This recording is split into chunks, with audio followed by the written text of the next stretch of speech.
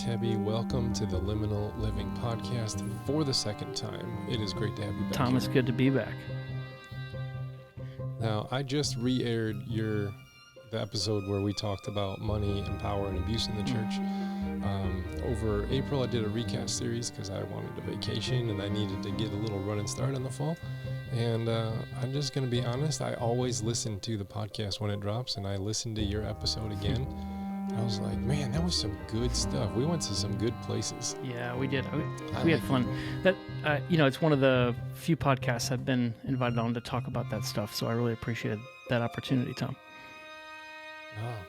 See, in my mind, I'm like, who's the expert on talking money and politics and stuff in the church? Matt Tebbe. I'm just going to bring him on. Yeah. It's interesting. Politics and... Yeah, well, let's get into it. I will say that I am a zealous amateur when it comes to all this. So no degrees, no think tank positions, no elected office. Yeah. So just fair warning. Yeah. I think I'm in the same boat. Like, we're doing a reinterpreting James series, and I'm reinterpreting James from the Greek into the English, kind of in a more imaginative thing. And I put it right on the front, like, hey, I am not a Greek scholar, but I am kind of doing a Lectio Divina approach to translating it. But I'm not trying to write a new Bible or anything. So it's like, heads up, not totally professional. Yeah. I know just enough to be dangerous. So, well, what is new in your life and your church? Yeah. Well, we've been a church plant for about 10 years this next year, about 9 years now, I guess that would be. Oh, nice. And we've moved buildings, rented space for our whole life of our church, but we were moving into a permanent space at the end of the month, and it's about 3 times as much space as we have now, and it's a 70-year-old building, and it's got all kinds of needs, and so we're in the busy mode of creating teams and cleaning it up and getting it ready to inhabit here in like 3 weeks, Tom. So it's that's pretty all-consuming for a church our size this fall. Yeah, I would say so. That's a big hefty deal to move into a church, a brand new space. Is it like a former church? Is it like what did the building used to be? Yeah, so we're an Episcopal church, and an Episcopal congregation was in there until December, and their congregation closed, and then the diocese decided to offer it to us to move into, and so it's been really sweet. Like, we've been working with some of the former members of the previous church to move in there, and they're helping us actually do it. So it's kind of a nice handshake or handoff, kind of how I would hope it would be. Oh, nice. I was a part of a blend where a new Wesleyan church was merging with a shutting down American Baptist church. That was an interesting little blend, and we took over their building. Well, they gave it to us as a gift, and we had to renovate that whole thing. And I think that took a good couple months for sure. A couple months to renovate the whole space. Yeah, well, hopefully we can do a month worth of work here in 3 weeks. So you've got 3 weeks. 3 weeks. You're in deadline mode. Deadline mode. Well, all that stuff going on. I appreciate you coming on the show. We're kind of doing a little politics and faith kind of a series, and I thought we'd just take some things head on, because you're just the way that you write things on Facebook, they're just very succinct and clear. And as you say, you're committed to learning in public, and I'm committed to learning from you in public. So I read your stuff, and I'm like, okay, he said that so well. And I thought we'd have you back on to just talk about some stuff. So first question, how do you interpret this political, cultural moment we find ourselves in? If you were to take a temperature, and how would you describe where we are?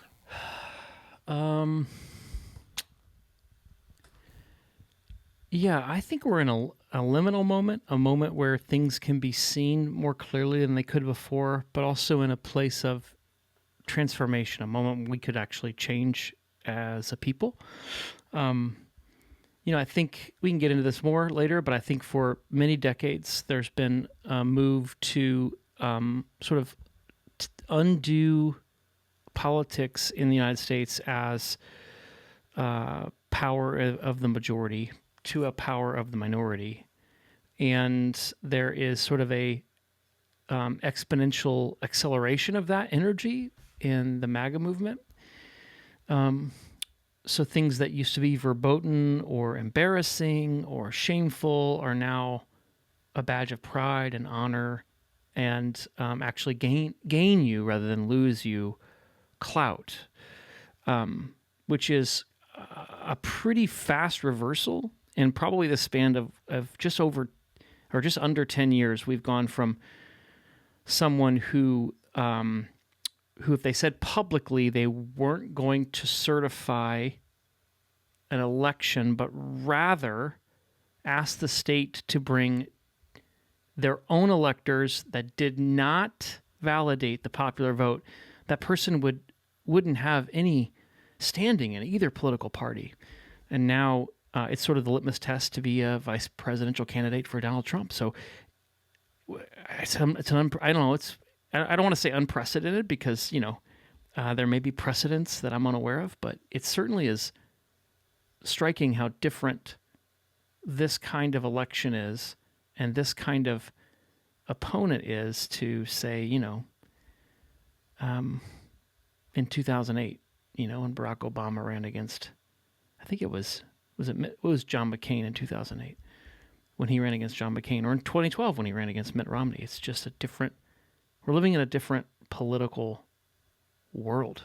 I mean, do you think so, Tom? Does it seem starkly different to you? It feels very different. Like it used to be that I could have political conversations with people and not have as much anxiety as I do about it. And now, family, friends, mentors,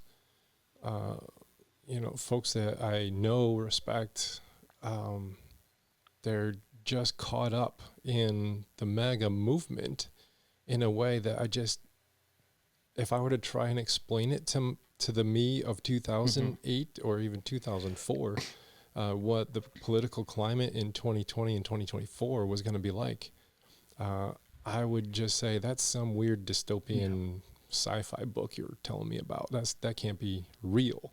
And yet here we are, where it just feels like we're in a really, I hate to use the word like crazy because I don't want to be, it just feels like we've kind of lost our minds politically. And I don't understand it very well. I'm trying to, but I don't. Yeah. Well, we can get into this. I think there's been a sustained assault or barrage of creating moral outrage and panic, and it's been happening for a long time.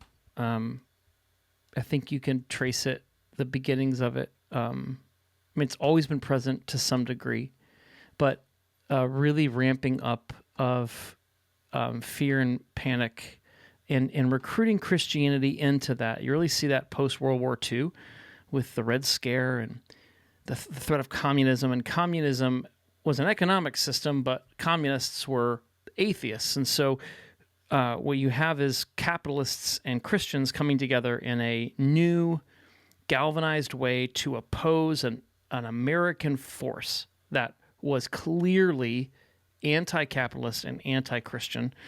And the common enemy really galvanized what was always a fairly wedded relationship between business interests or capitalist interest and Christian interests. And the rhetoric of people coming for our way of life. And, you see this in the McCarthy era where he's going after communists and gay people in the government, and they are going to take over our way of life, take us down, et cetera, et cetera. And there's a reason why it's called the Red Scare now. It's because we look back at it and we realize that it was all manufactured. The vast majority of it was manufactured hysteria.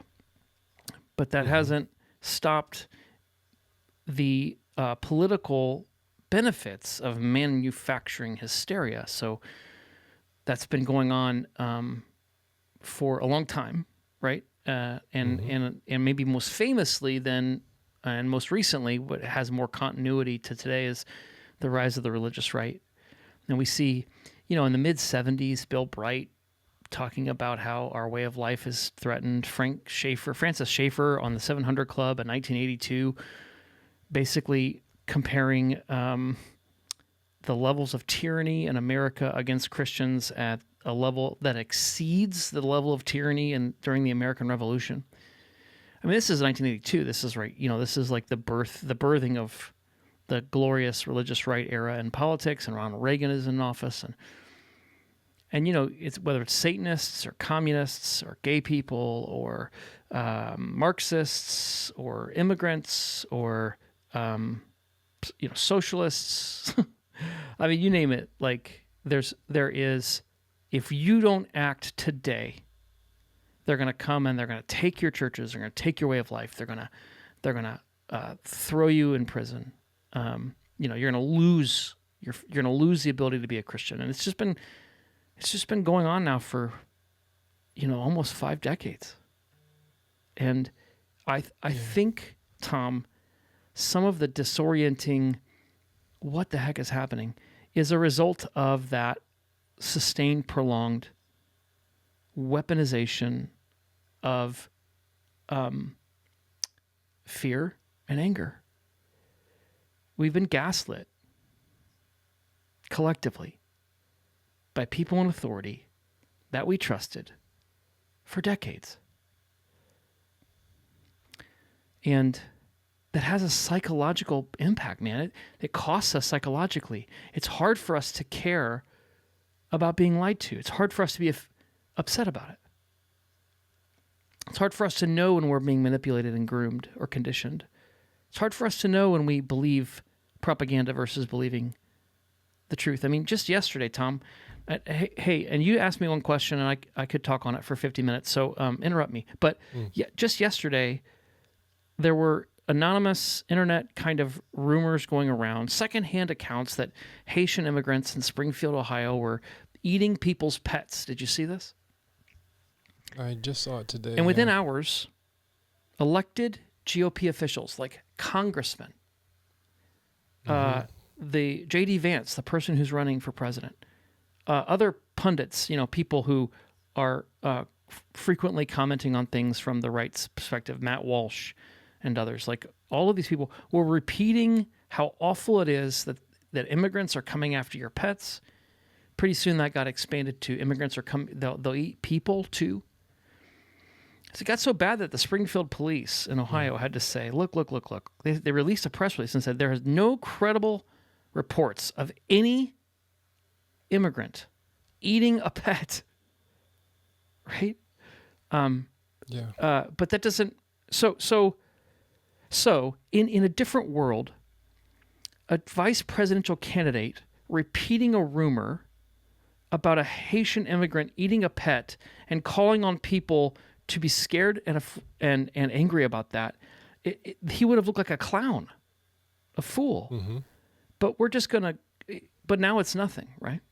It's just nothing. And so I think we've been desensitized to that level, that kind of weaponized, ideological, and then dangerous, right? Because this kind of rhetoric endangers vulnerable, marginalized communities like Haitian immigrants, immigrants are already demonized as animals, as not human, as vermin, as poisoning the blood of our country. I mean, we've already been inundated with that kind of rhetoric, and this just re-ensconces or re-supports that sort of apparatus, that sort of imaginative apparatus that sees the world in terms of those people coming to take our way of life. And it lends credence then to moral justifications of increasing bits of violence and dehumanizing rhetoric. And if it means we have to throw out the electors and get our own electors to win Pennsylvania, well, that's what we have to do, because these people are eating our pets. And they're going to eat humans soon. Now, Tom, I know that sounds... So when I say that, it sounds like I'm the guy who's saying the sky is falling, right? The boy who cried wolf. It really actually sounds conspiratorial. But but it's like happening in real time. And then before we get a chance to like have a national conversation about it, national discussion about it, something else incredibly ridiculous happens and we move on. Yeah, we never processed what just No, happened. we never have a chance to go, that was weird. Eating pets is kind of, I mean, that's funny. Oh, let's listen to some immigrant communities. Oh, let's look at some data. Oh, this kinds of thing makes your life more dangerous and difficult. It's actually increases bias and prejudice against you, microaggressions and macroaggressions, racial and ethnic, cultural, and people are in this country already because they're escaping traumatizing, injurious cultures, and so it's like worsening like people's mental health and nervous systems. We don't ever have a chance to have that conversation because now we're on to the next incredulous thing. You know? And so I do think the accumulation of that, the propaganda, the being lied to, being gaslit, being desensitized to dehumanizing rhetoric, it erodes our ability to care. I really think it erodes our ability to care. I moved on to the next thing, and now I'm outraged about that. And this is not a both sidesism thing, but it happens to me too. Like the last thing that outraged me, I forgot about because now I'm on the Haitian immigrant thing, and I haven't processed the last one. And so we keep moving on to the next thing and the next thing and the next thing. And what I think like happens is we don't actually get a chance to talk about the problem that might actually exist within that network. Is, you know, there are an increased number of Haitian immigrants in Springfield, Ohio, and, you know, that does tax their healthcare system or something. Yeah. That's a problem. That's real. That is a problem for us and the immigrants that we can't take it on if we're almost like making a cartoon out of this thing of, we can't actually talk about the actual problem and find an actual good solution that humanizes all of us because we're too busy using it as a football, a political football to try and, you know, score a touchdown on the other side. Yeah. And to your point. And then you have that whole... Yeah. And to your point, Tom, like there was a bipartisan deal to deal with the perceived cause of the immigration issue, which is our border, right, with Mexico. There was a bipartisan deal that would have rectified some of the things that are leading to some of the problems communities like Springfield, Ohio feels. But it was sabotaged, right? And it was sabotaged by Donald Trump because it would look good for Joe Biden. And we know this because he told us that. And then the people he instructed to sabotage it said, I voted against it because Donald Trump told me to vote against it. So this isn't like a conspiracy theory. I'm not trying to I'm not guessing, you know?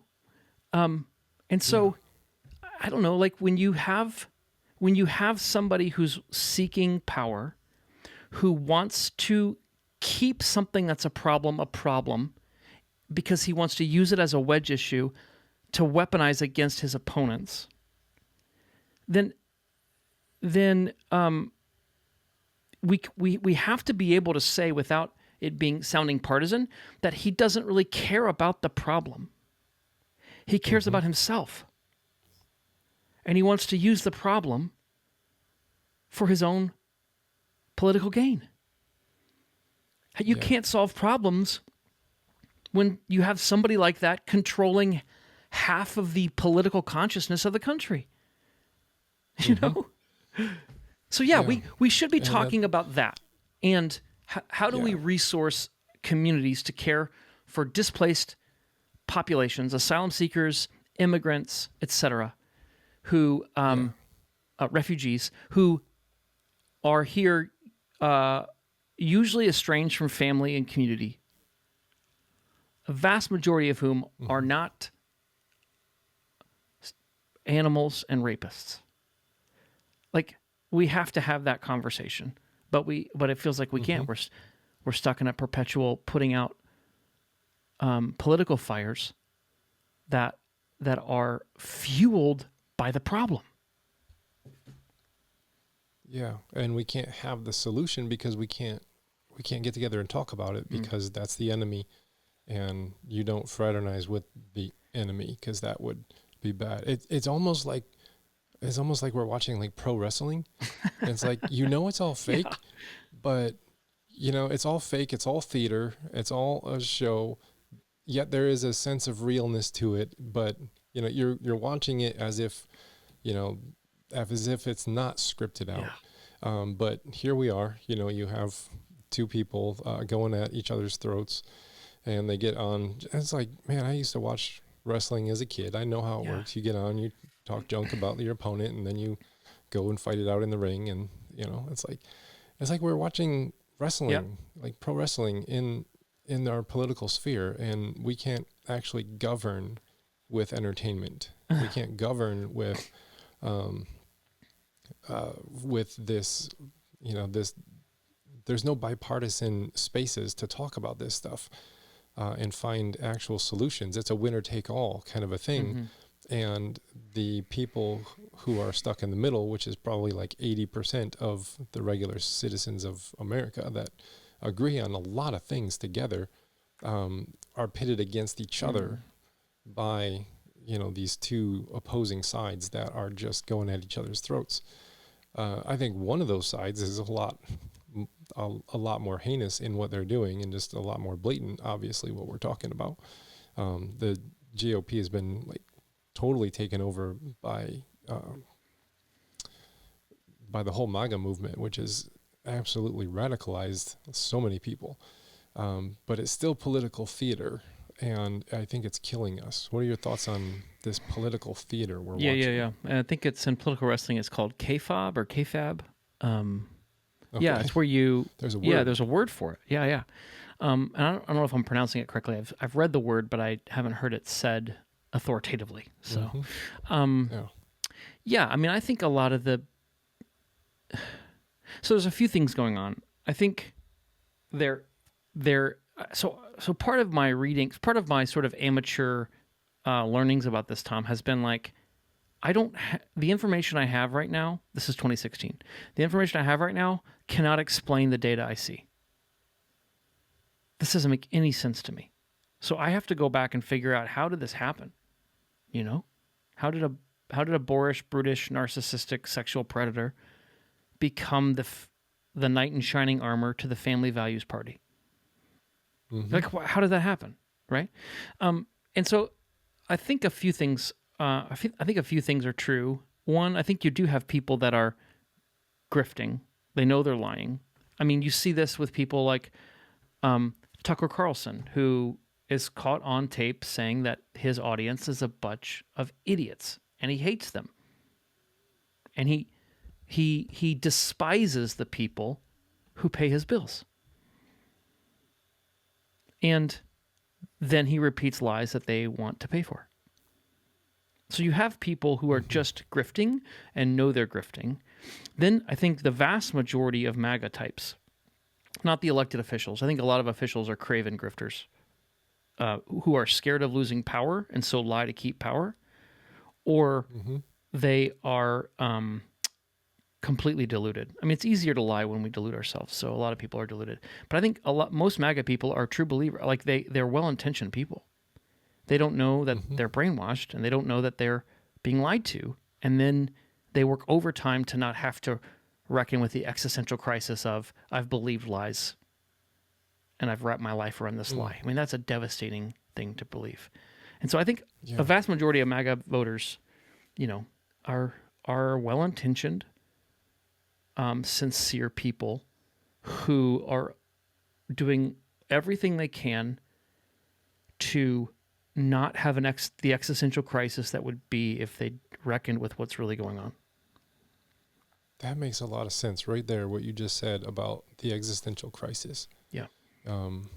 Like not wanting to look at it because, gosh, when you just look at it on its face value, it's like, how did, as you said, the sexual predator, playboy, billionaire, real estate New Yorker become the face of rural America and to evangelical Christianity, messiahship, like writing worship songs and selling Bibles and as fundraisers. And it's like if you like switch out the party and just say all that is happened on the other side, my goodness, they would be like talking end times, rapture, Antichrist, Mm-hmm. all this kind of Mm-hmm. stuff. But since it's within their party that they identify with, they just turn a blind eye Yep. so easily to it, and then the criticisms that you send their way, they just hurl Mm-hmm. back at the other side and Yep. say, "What are you talking about? All of that is true for your side." Yep. And there's like this apocalyptic language. It's been used, I remember since Reagan, Yeah. might have been before, but apocalyptic language in politics is if you don't vote for me, the world ends, kind of a thing. And I'm hearing that more than ever for this time around. Uh, what do you see as this role of apocalyptic language in our political conversations Yeah. today? Yeah. I'm keenly aware that like I see MAGA as a threat to democracy, and I think January 6th was kind of like this. I mean, it's been called a dress rehearsal, but really, it was like like I mean, we have to remember that 3 police officers died there, right? Mm-hmm. But like that was really close to working, right? Mm-hmm. Now I have friends that say, well, Trump doesn't have the military, and so he could not sustain, any kind of like orchestrated coup of the United States. But I do think that our judicial system has been eroded / stacked with people who are interpreting laws creatively unto not prosecuting people in power of federal crimes. And I see that as a threat to the democratic norms and institutions and the confidence that we have that, like, hey, if I vote, it's not going to be tampered with. It actually is going to matter. And then I actually have a say in what happens here. I think the erosion of that creates a passive electorate, which is what people like oligarchs like Donald Trump want. He and his friends like Putin and Orban and Bolsonaro and others, they want the wealthiest billionaires and plutocrats, basically, to call all the shots and for people like you and me, Tom, to trust them. We know what's best for Mm-hmm. you. And so one of the strategies to do that is just to erode confidence that democracy works, that government's any good. I mean, this is part of the issue with you used to have debates over what's the best use of government.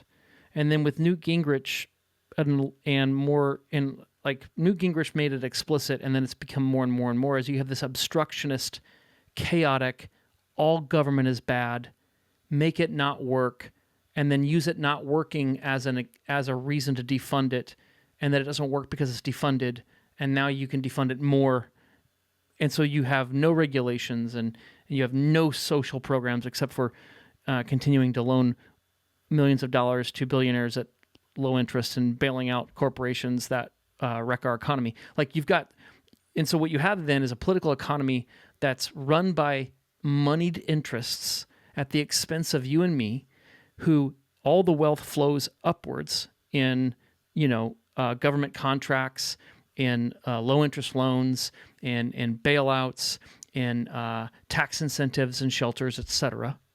Right? And then enough people think that the government is your enemy and continue then to evacuate the work that the government should do, which is, the government isn't our enemy. In a representative democracy, the government is how we decide collectively to apportion our common resources for the common good. That's what it is. And it's not perfect, right? What we have isn't perfect. I mean, there are there are other democratic models that I think learned from how America set itself up and maybe function better. But, politics isn't unchristian. The government isn't your enemy. And seeing the common good as your responsibility isn't communist.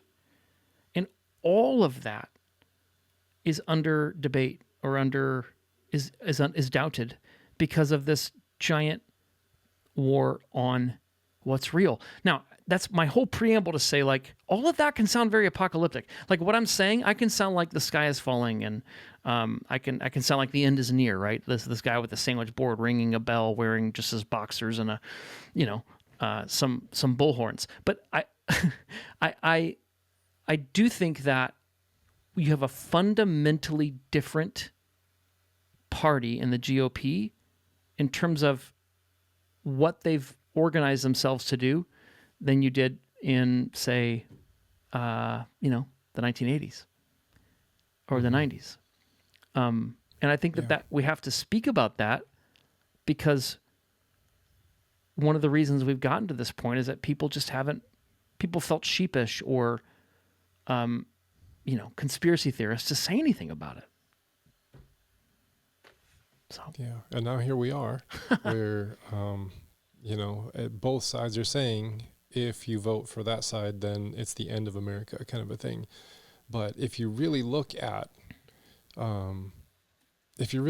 what each political candidate wants to do, one wants to maintain how we have operated as a government, and the other wants to dismantle it and set up more of authoritarian. He wants to be the CEO of America, and that doesn't. Yeah. Christians are getting behind that because they don't trust the populace. They don't trust the people. They don't trust that. They think that they have the capital T truth in order to, and they have to impose that upon the nation. Yeah. So we can't do that in a democracy. We're losing, our political clout. We're losing trust. We're losing authority. And it's like, oh yeah, well, how are we gonna win if we can't control where this is all going? We can't win. So we're gonna have to actually dismantle the democratic systems, set up an authoritarian system, because that's how we can get our way of life, our vision, and our values for our country through as reality. But that dismantles the democratic system that we can actually use to fix what's actually broken. Right, Tom, you named something really important, I think, and that's, some of us have an authoritarian, supremacist way of operating in the world, and some of us have a more egalitarian, pluralistic way of operating in the world. So I would hazard to guess that if you got an envelope in the mail, and on the envelope, inside the envelope was a letter and said, for every dollar you put in this envelope, we will spend 17 cents on smart bombs that kill children in Syria, Afghanistan, or Palestine. My guess is you would not put any money in that envelope, right? But that's essentially what we do when we pay our federal taxes. It might not be 17 cents. There's some poli-sci economist person out there who's like, it's only 8 cents. The point is, I hate that my taxes pay for an imperialistic war machine that kills children. I hate it. My strategy then is to advocate for my elected leaders to reapportion the resources I donate away from that towards other things, like social services that have shown to reduce the number of abortions among high-risk pregnancy or high-risk women who are pregnant. I think that's a better use of money to help desperate women who have no other choice but to choose an abortion, to find a way to financially or economically afford to be a mom if they want to. I think that's a great use of money. A much better use of my money than dropping bombs on kids.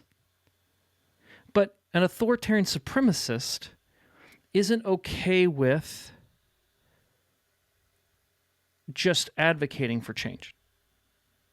They've got to seize control of the democratic process, even if it means being anti-democratic, so that they get their way to do what they want.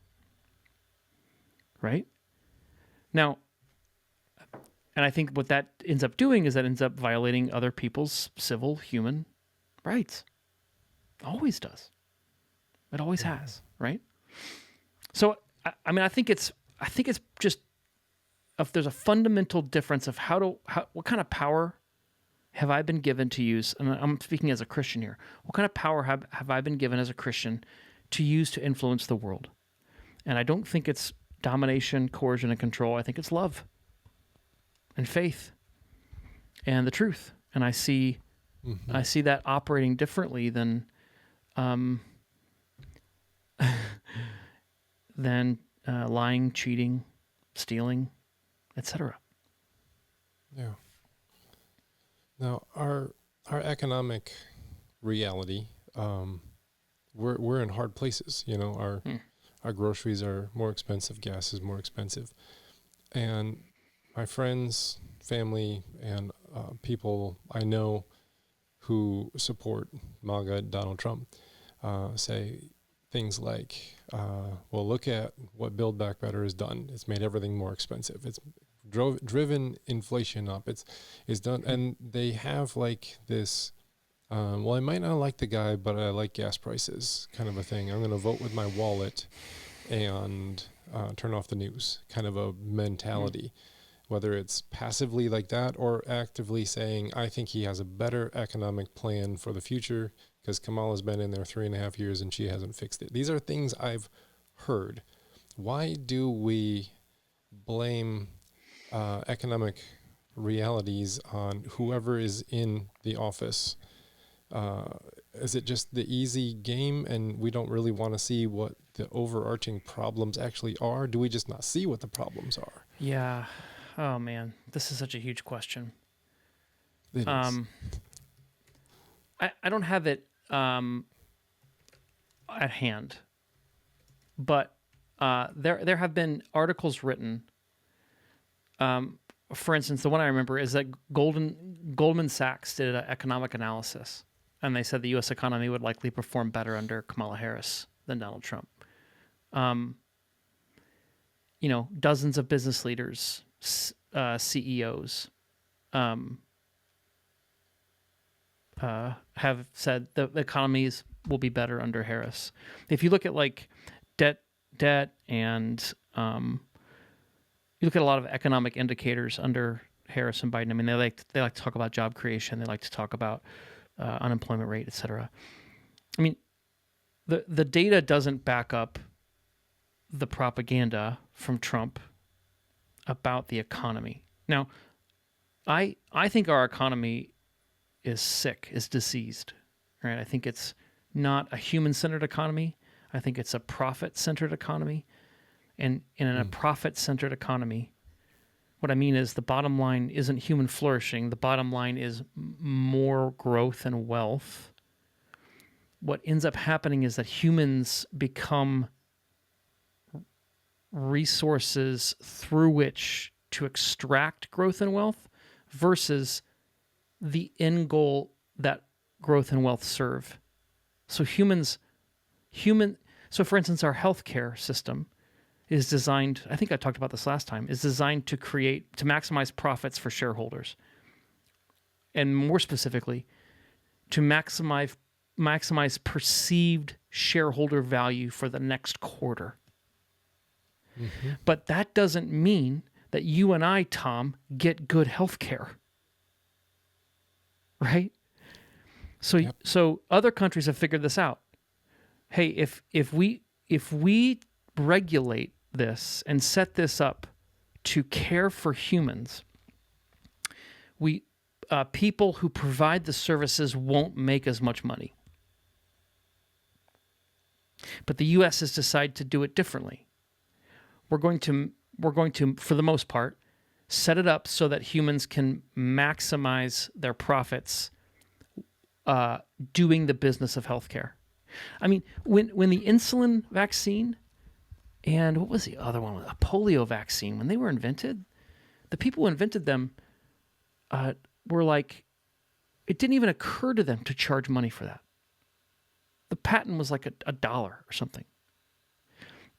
For them, it was like, because they hadn't, their imaginations for what is good and right and true hadn't been colonized yet by this neoliberal finance-driven economy we have. And so it was just obvious to them.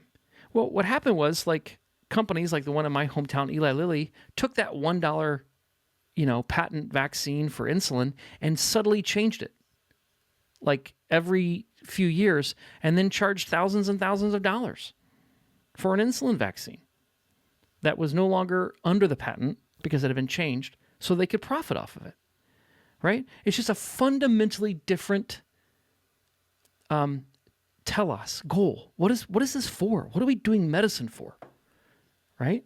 And I think our world, inside our political economy, it's to maximize, to grow and to maximize profit. So all that to say is, who has the better economic plan? Well, our economy is cancerous.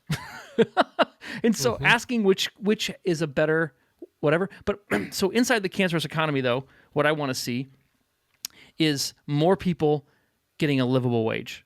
What I want to see is wealth inequality lessening, right? So CEOs who've doubled their wealth since the pandemic. I'm sorry, the richest, like 40-some people, have doubled their wealth since the pandemic. Maybe that's not virtuous. Maybe Tom and Matt and Jim and Hezekiah who are listening, maybe we all suffer because of that, And so, part of me feels like evaluating the economic policies of Harris and Biden and Trump and Vance is like, which is the better, like, who arranges the chairs on the Titanic better. But there are little things you can do to increase quality of life, access to healthcare, things that actually help us.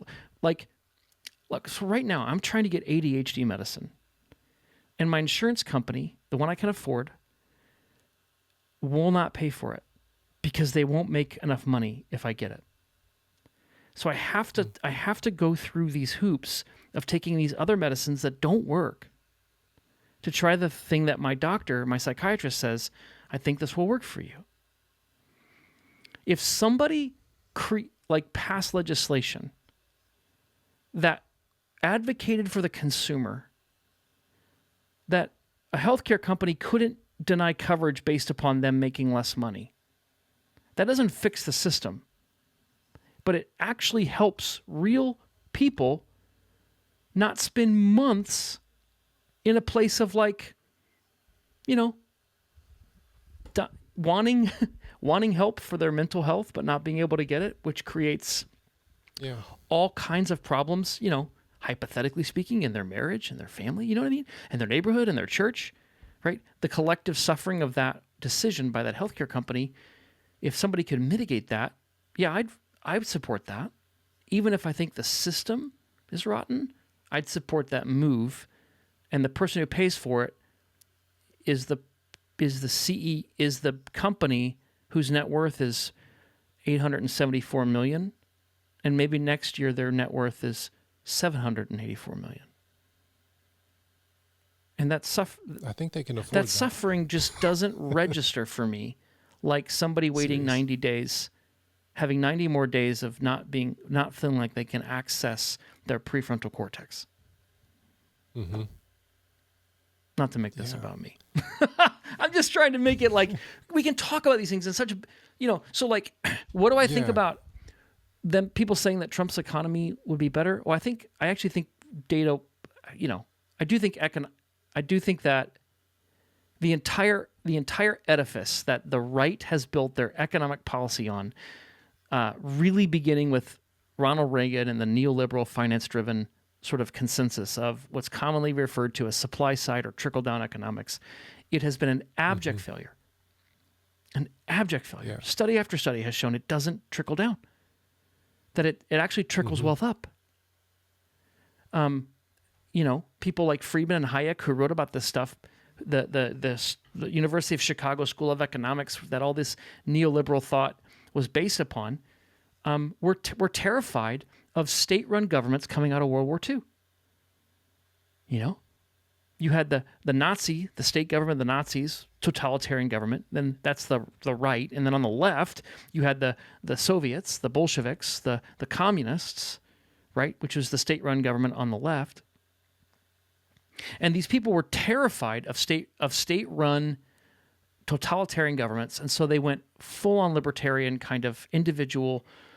And instead of the government determining economic policy, the market had a magical, even divine element to it, that if you just let the market be free, it would order society in a way that was best for everybody. And I'm sympathetic to why. Okay, if I'm trying to stay away from communism and fascism, I can understand being scared of how governments could seize control and ruin people's lives. I get it. But we're almost 50 years on, and it's been an abject failure. There has to be a different way of ordering our economy than what we've done. That's good for everybody.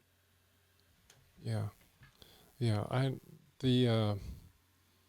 If you just even look at a timeline of wealth inequality from then till now, I mean, the numbers are utterly astounding. About even not just even in America, but across the globe. I think it's 52 people have more money than the bottom half of humanity combined, and it's just it isn't working.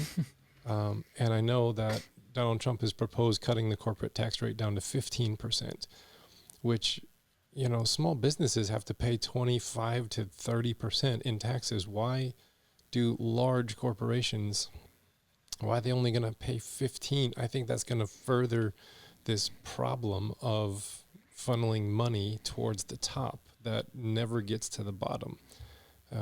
And, you look at, the average income in America is $77,000. But when you take billionaires and millionaires out of it, that number drastically drops into the 30s and 40,000s. Yeah. And it's like, we can't live on that. This is unsustainable where we are. And I like how you say it is cancerous. That's a good descriptor, because it's just eating away at us. Do you think that's driving the fear and the anger that then the right uses to get people over to their side for their economic plans? Yeah, man. I think that has a lot to do with it. I mean, I don't know if where you are has Kroger. Kroger is one of the largest grocery store chains in the country now. And they just admitted to price gouging a couple weeks back. Actively raising prices.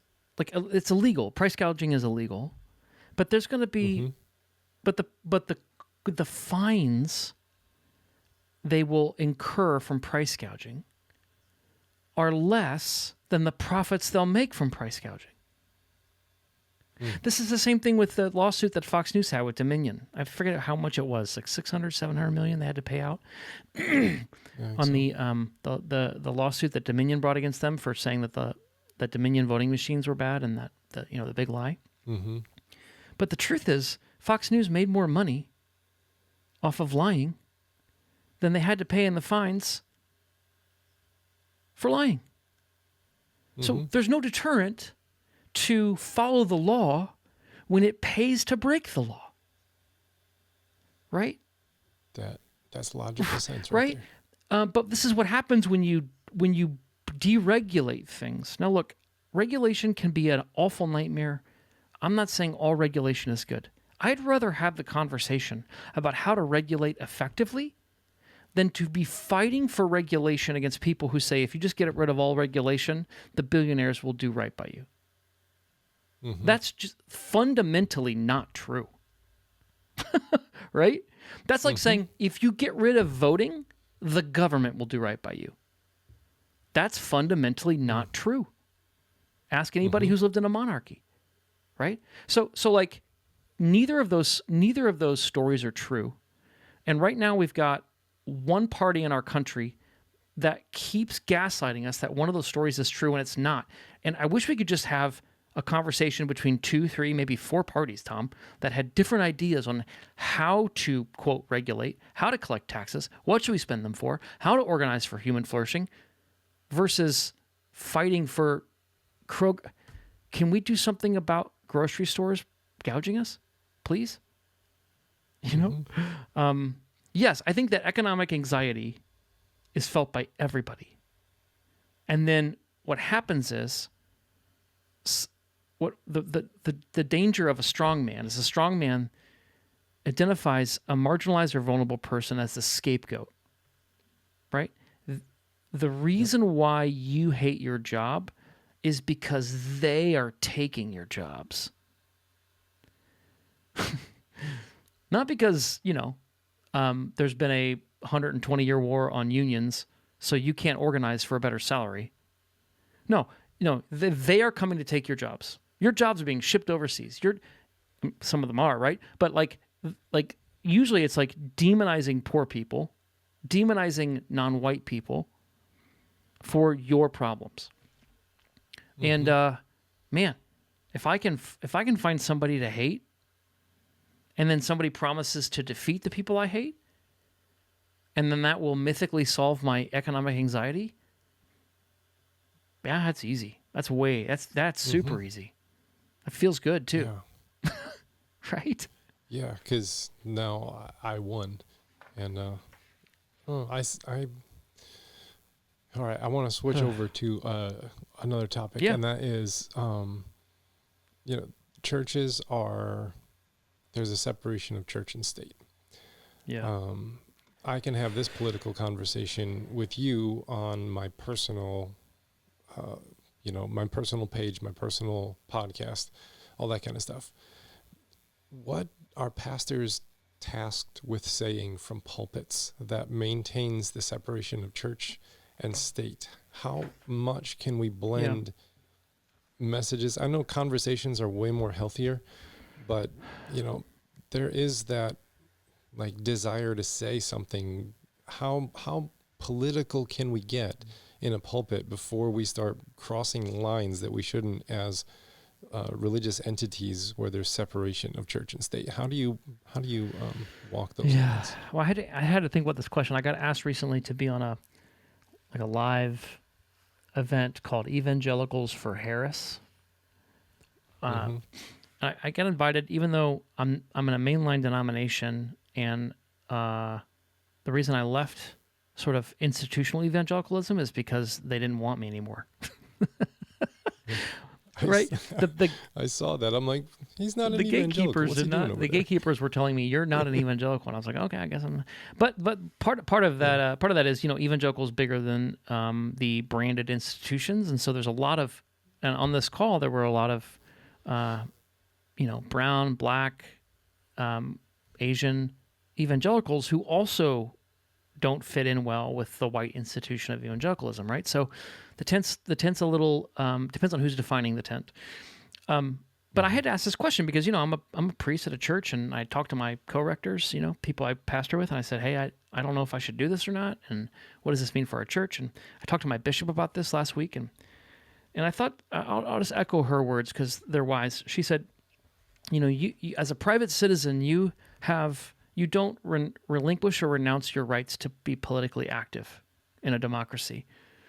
As a private citizen, she said, where it gets complicated or confusing is where you use your authority as a priest to endorse or support a candidate.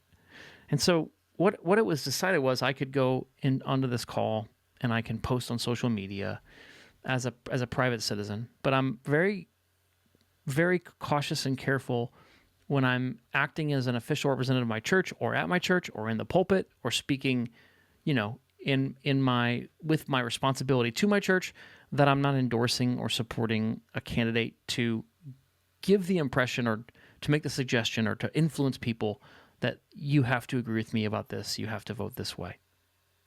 So I'm uncomfortable with that. I'd rather, Tom, be apolitical, and I was for a long, long time, but I no longer consider that a Christian option. And so I have to find a way to Say more. situate myself in a faithful place, advocating politically. Well, say more about that is no longer a Christian option. That was a very provocative phrase that I want to hear more Oh about. gosh. I'll try. You know me. I'm always ranting or rabbit trailing. I'm gonna try to stay really. I'm gonna try to speak the way I write on social media. There have been two responses to MAGA I've seen from Christians, and neither are satisfactory to me. One is people want to make Harris or Trump their savior, but that's idolatry. Jesus is your savior. I've seen Okay. that. The second is the world is going to hell. Let them fight over the world. But you're a pastor, you're a Christian, you preach Jesus, and let the world be the world. Now they're very similar, right? They have similar logics behind them, but I hear those are two, I guess, versions of the same kind of opt out, right? But I don't. If you're going to just focus on Jesus, then when you focus on Jesus, you realize how political he was, right? So the politics then is just people organizing and deciding together in a representative democracy how to best use our common resources for the common good. And so Jesus proclaimed a politic. He proclaimed a kingdom of God. Jesus wasn't in a representative democracy. He was in an imperial monarchy where they were colonized citizens. So he didn't have any say-so in what his taxes that were extracted from peasants were spent on. He had no say in that. And so we actually do, you know? We actually voted on a measure to continue to fund public schooling in my town. And if I hadn't have voted, I recuse myself from saying, yes, I think funding public schools is a good use of my money, our money. Jesus didn't have that option.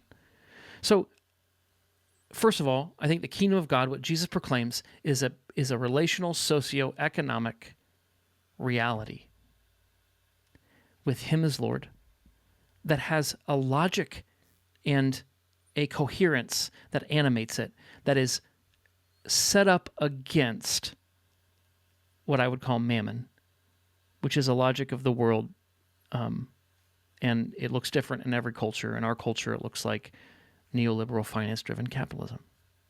I think Jesus actually calls us into living contrary or in opposition to that. Now, I do that in my church all the time. So, for instance, if you don't pay taxes in the civic society, eventually you'll get thrown into prison, right? But I'm not in my church. I don't police how much people give to our church. We keep calling people into that. So I treat the church politic differently than the politic I submit to in the world, right? There are differences and distinctions. But I am going to advocate and use my voice to lend it to the collective discernment about what my money is for, what my possessions are for, what my property is for, etc. So that's the first thing. The second thing is I have become convinced that, and this is from listening to people who don't benefit from the status quo, that being apolitical as a white, able-bodied, heterosexual, Christian, affluent man is a feature of my privilege. Because my life essentially stays the same, regardless of who's in power. Right? I'm thinking about my friend Celestine, who is a asylum seeker, and during the election of 2020, he was in this queue to be deported at any moment. Now he's like in the legal system. He's on the record books. He's not running from anybody. He's got a green card even. but he was going to be he was marked for immediate deportation by executive order, and when Biden won, he rescinded that executive order. I don't know how to love my neighbor, Celestine, and look him in the eye and say, I am sorry, man, I'm not political. What would that communicate to him? That I love Jesus more than politics, so I'm not going to use my vote to keep you alive. How do I love my neighbor in a representative democracy and not engage politically? I've learned this from socioeconomically poor people and from BIPOC people and from non-Western people. That the thought that I can do that is privilege. It's an artifact of my white supremacist privilege. And so, yeah, I just don't. I'm thinking. I'm learning to think about it differently, Tom. You know, and people whose lives hang in the balance because of different policies or politicians have taught me that. We got to listen. Well, yeah, but it's this too. And I realized, Tom, if I just said to Celestine, you know what, put your hope in God, not in humans, and trust God no matter what happens. If that was my basic message to him. Now I do say trust God to him, but if that's my message, then that I don't understand how that's different than seeing a person who's naked and hungry and saying, go in peace, be warm and well fed. James, the lectionary from last week. Right. James teaches that faith deals with the needs of the body. And the way in a representative democracy we deal with the needs of the body is we use our agency to influence policy that meets the needs of people's bodies. Well, that's so simple. Well, yeah, but then again, like I'll say, okay, I'm going to vote for Kamala Harris. And on this Evangelicals for Harris call, I called her out. I told her that our economic system is unjust and cancerous, and you have to end this neoliberal experiment. Now, she's mostly a neoliberal shill, meaning she's going to be elected because she's giving promises to billionaires and plutocrats, and it will be marginally better than Donald Trump. So I'm voting for somebody who's going to do a lot of things that I don't agree with. And, you know, I don't know how we vote and that for that not to happen. I also called on her to stop supporting the ongoing war in Palestine. Let's use our leverage to call for a ceasefire. Let's stop paying for bombs that are killing children. Now, that doesn't mean I don't care about Israeli children dying. I do too. But our government isn't paying for bombs that are killing Israeli children. My money's being used for bombs that are killing Palestinian children. I want my money to stop being used for that. And so I said that to her. So my vote for her is probably a vote for continued support for that. But that's going to happen whether Trump or Kamala Harris is in office. And so we get into layers of complexity and layers of compromised agency and responsibility when we start, and we don't like that. We don't like talking about how we're responsible for things our money pays for. We want to be responsible for things we intend, things we choose, things we can see. I get that. So I think that's another reason why people want to opt out of the political process, is because we have to develop a more sophisticated lexicon and logical apparatus to talk about things like agency, responsibility, culpability. To what degree am I culpable in what's happening in Palestine? That question makes Christians uncomfortable. I've heard that. Like pro-Israel Christians lose their mind when I say that. But even for those of us who Yeah. just want to see the fighting stop, I want to see both Israeli kids and Palestinian kids stop dying. I want to see it both happen. It's still a morally complicated question, one that really the scriptures don't even talk about because they can't imagine a global economy like what we have, you know? Yeah. So anyway, Tom, I don't think opting out of our political system is a position I can take as a Christian because Jesus was political and he took it very seriously, and so did his followers. In a representative democracy, the government isn't something separate than us. It is us. And when I opt out of being the government, the vulnerable and the marginalized, those who don't benefit from the status quo, they pay the cost.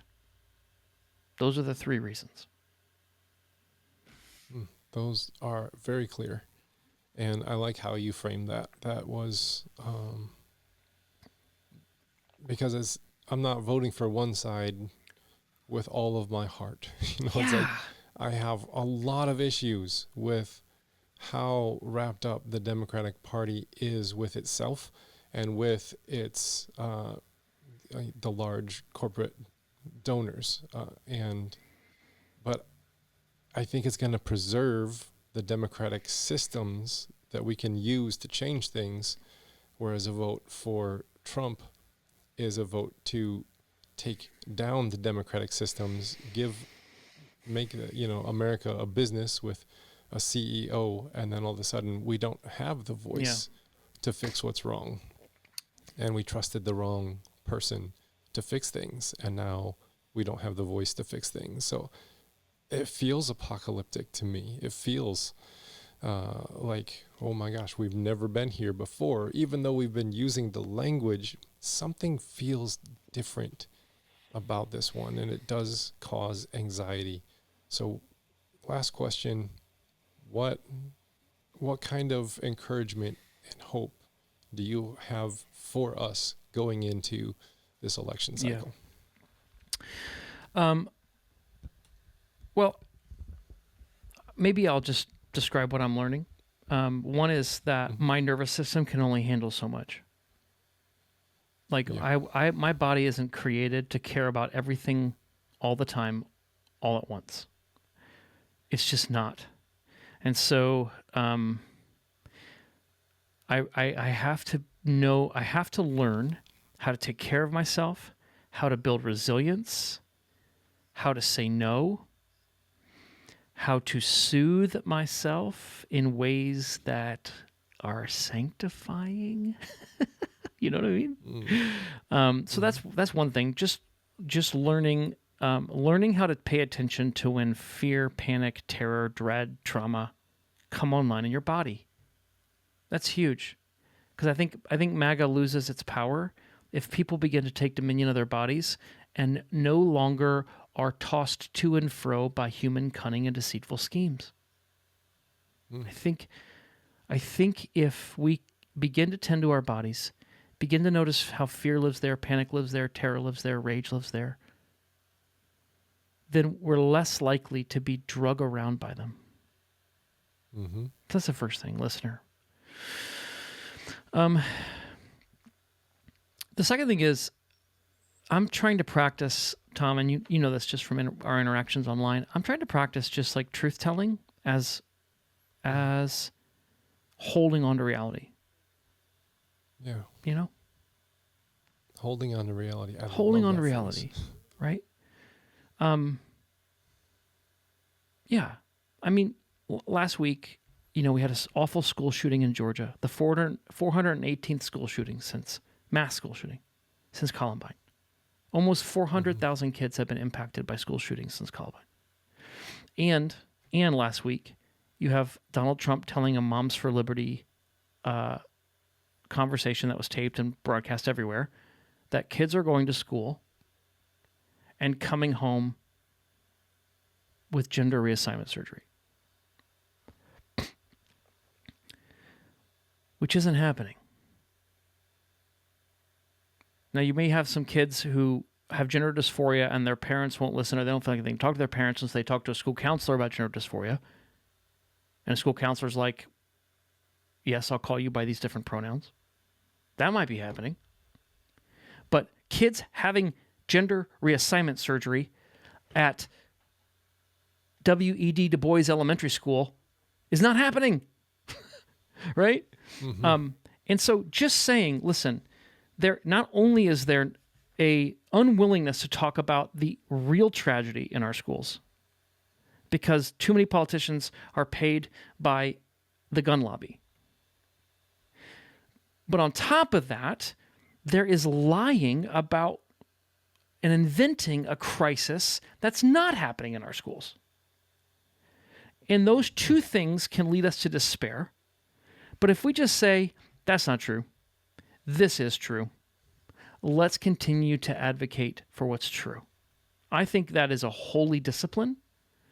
I think we need that as a gaslit people. And that's part of building resilience, is that I think I'm as guilty as anybody as feeling exasperated, but just building the resilience of looking each other in the eye and telling the truth. So that's the second thing.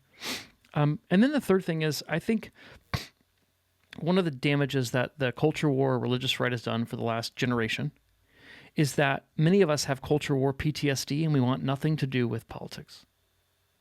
Mm-hmm. And I just want to say there's a way of caring about it where the politician you vote for doesn't have to be your savior.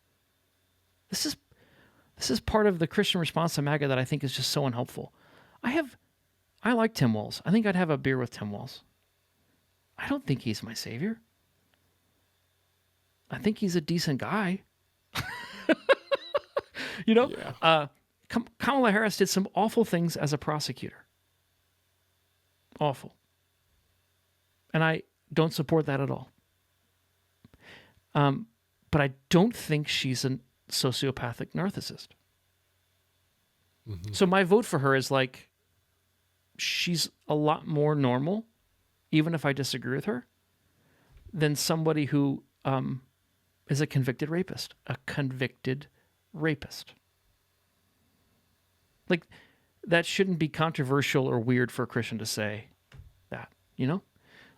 So for me, it's like just reclaiming, like, I can support Hollis and Walz without seeing MAGA as demonic enemies or making Harris and Walz the saviors, the Mm-hmm. putting all my hope in them. I can just say that I think their policies overall are better for the people I love. I like that phrase. I like how you just simplify it like that. It's like their policies are better for the people I love. I'm going to use that one. Yeah. I'm going to use that one. I really am. Okay. Well, let's see if it's true. I mean, I think it's true. Not better for everybody I love, but Yeah. I mean, I think our political system is just that broken to where we get what we get, and hopefully we can use the next chapter after this. We'll actually have the systems in place to build something for the common good and not something for a winner takes all.